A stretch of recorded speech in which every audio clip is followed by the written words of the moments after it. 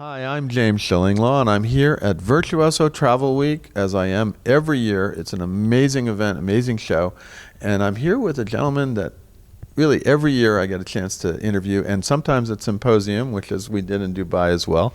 David Kollner, who's the Executive Vice President of Virtuoso.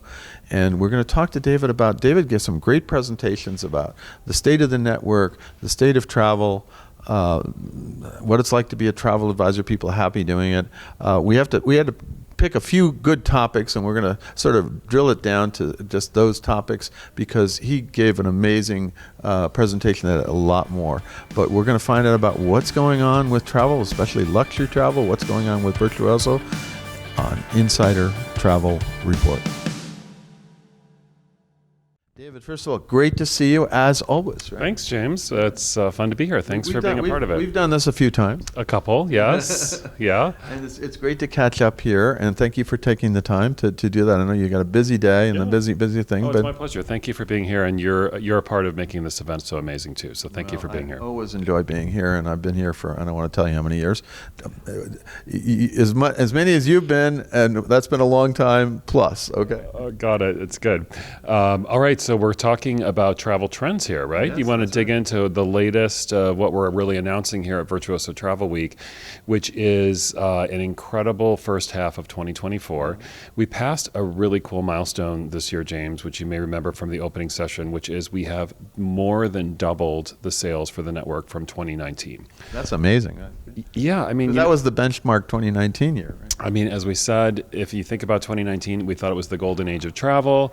As I joked, Little Nas X, Old Town Road came out. Like, how much better could I started trying to remember that song. Yeah, believe me, once you remember it, you won't forget. But it's we didn't think it could get that much better. And so to think about living through the pandemic, the dip in sales, and then the rebound, we pretty much equaled 2019 sales by early 2022, late 21. But now to be double the sales of 2019, I think it's really a testament to the power of the travel advisor and the return to using a luxury travel advisor, the power of the Virtuoso network. So it's a really great thing. So 213% over 2019's 100% sales. That's amazing. And of course, then you gave some stats about some of the yields and things that, if you book through a travel advisor for your preferred supplier, you're going to do better, right?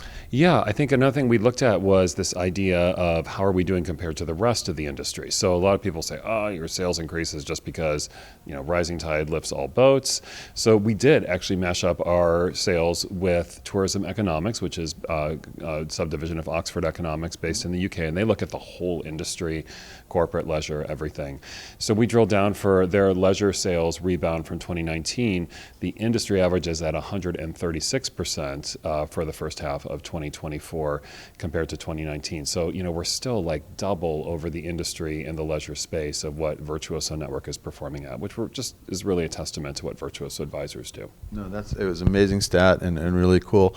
You also gave a little update of where you are at Virtuoso. You're really, I remember a couple of years ago when it was, and I realized that 50% of Virtuoso members are now from other countries, and I think and you keep expanding, right? We do. A big part of our focus on luxury leisure is to focus wherever high net worth and ultra high net worth consumers are. What's unique about this to us is that it is a global phenomenon, so we're a global company. We're excited about the future because we know that the growth in millionaires around the world over the coming 5 years is about 15%, according to the most recent UBS World Wealth Report in 2024. And for ultra high net worth, those consumers that are $30 million in assets or more, that's from Knight Frank, which is a real estate consultancy based in the UK. Their average is about 28% growth in that market over the next 5 years.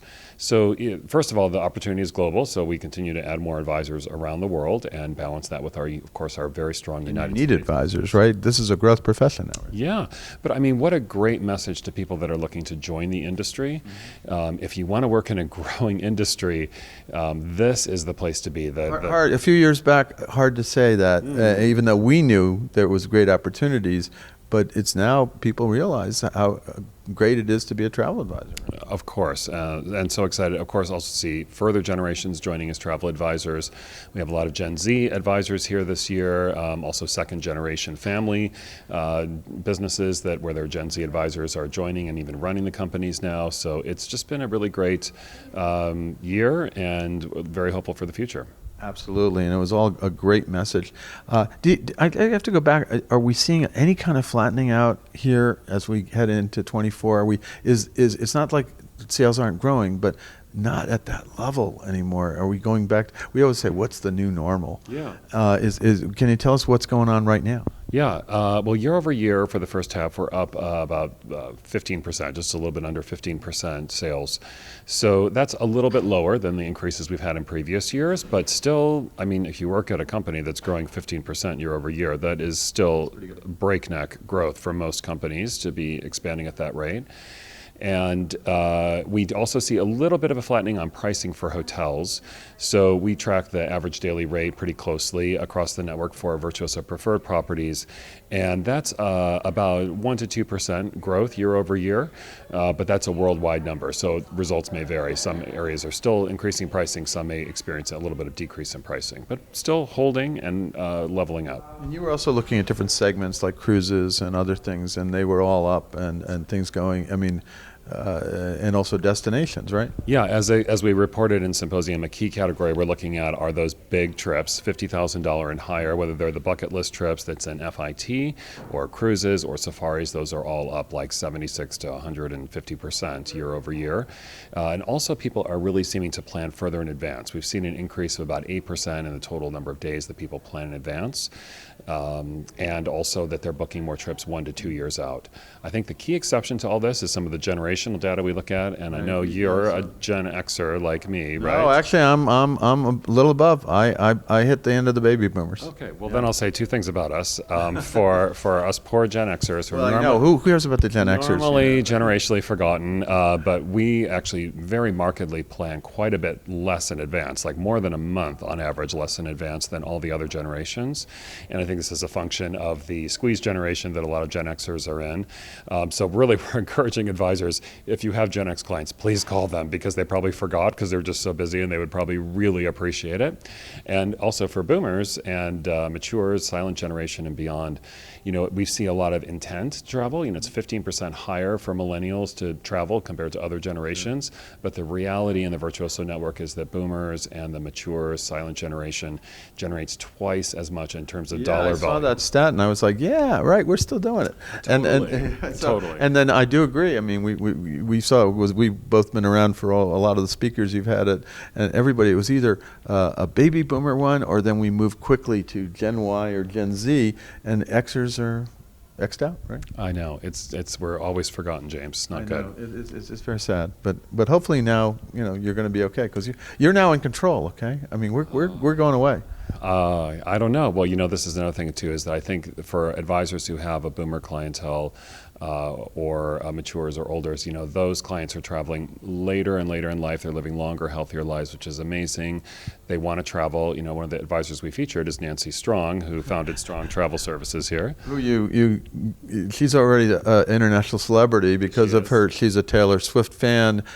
She went viral with dancing at Taylor Swift, and actually you sat at the opening general session. You sat with her, and boy, she's still a pistol. She's great. Totally, and I mean, I think she's a great example of that age category that is really still not slowing down and has incredible desire to travel. They're prioritizing travel. They want to do multi-gen, and it's just a great reminder to everybody in the audience that this is still a vital, viable business segment, and we really need to keep focusing on them. Now, another quick thing, you also looked at consumer sentiment and also advisor sentiment about this. So talk a little bit about where consumers are now in terms of buying travel. Well, I'd love to talk about the advisors and the partners. So one of the things we do here is we have this thing called the Pulse Survey that we run 2 to 3 times a year here at Virtuoso. And we ask 2 questions. One is, how are you feeling about your business right now? Are you optimistic? Are you pessimistic or neutral? And we have been at absolute record highs of optimism really since coming out of the pandemic for both members and partners, high 80% optimistic. We had a slight dip, a couple percentage points this summer compared to January.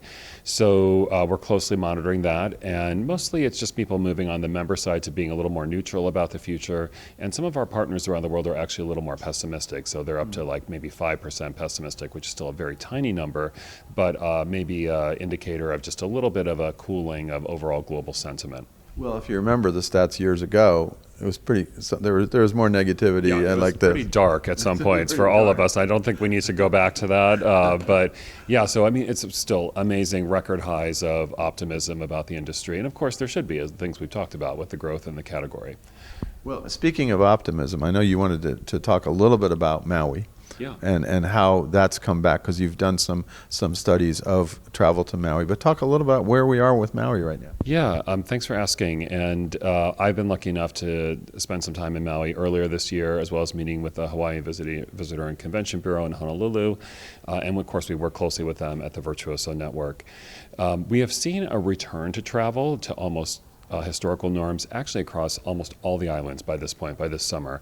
A little bit more last minute bookings, and even on Maui itself for the Wailea and Kihei area, for those of you that sell that neighborhood part of Maui, pretty much returning almost to normal. But one area that hasn't still is West Maui. Right. And it was the one hit hardest. Yeah. The one hit hardest. We're just passing the tragic 1-year anniversary of the fires in Lahaina. And I think the part that is so important is for all of us as a travel industry, one of the things that we do is we help tourism regenerate economies, preserve cultures, and are such a huge driver of a place like Maui. So we don't see the bookings returning to West Maui as much as they have in other parts of the island. So, well, first of all, personally, I'm spending my money and my time in West Maui. My family is going there next week. And I just really want to encourage the travel advisor community to consider offering West Maui to their clients. We have 2 amazing partners there, the Ritz-Carlton Kapalua and the Montage Kapalua. I know both of those resorts well. Yeah, and amazing, and they're fully open, and the staff are welcoming, and there's so many great things to do around there. And then you have the extra benefit, if you want to, you can actually help in the recovery efforts yourself. So my son, who's 15, and I are going to help prepare meals for displaced people that are still happening a year later, and he's thrilled to be a part of the recovery and give back to the community.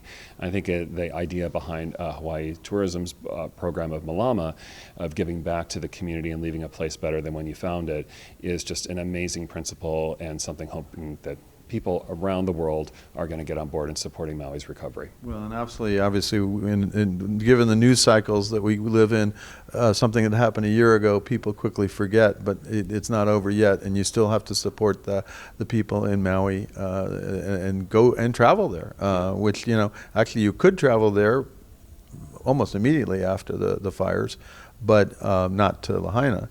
But in that area, but you could go to these other resorts, and now we still have to go back there and really give back to what these poor people went through. Anything else you want to tell us? Any good highlights for the survey that you want to really kind of tell us? Maybe I'll just say one thing for all my Swiftie friends that are out there. James, just on a fun note to end, we did a little bit of research on this crazy trend called the Swift lift. Have you heard of this? I have heard of it, believe it. You said it, and I said, I know that one. Okay, have you been to the Eras Tour yet?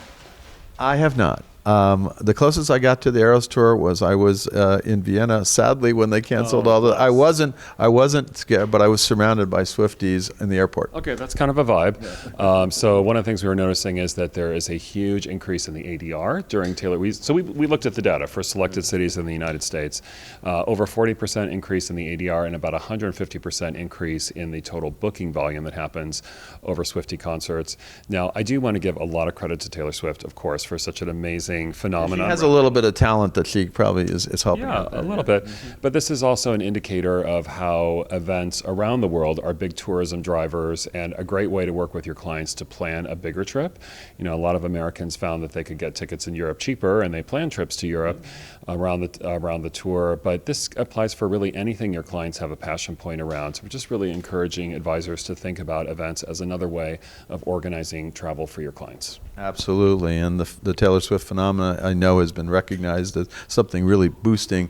And then you're comparing to the Olympics and all this. It's kind of interesting at how well she's been doing. Look, my daughter was a Taylor Swift fan for years. 10, 15 years ago, I never thought we'd have this kind of phenomenon with Taylor Swift. She's really talented. It's an amazing show. But to see people traveling to Europe because they can't take tickets here that are much less expensive over there. And by the way, you're in Europe and you can go to Europe, right? I know, of course, you have all these other benefits to it. Yeah, that's true. She never goes out of style, James. Absolutely. I got to remember that. David, great to see you here. Always a great time. Always enjoy seeing you. We've been talking to each other for many years.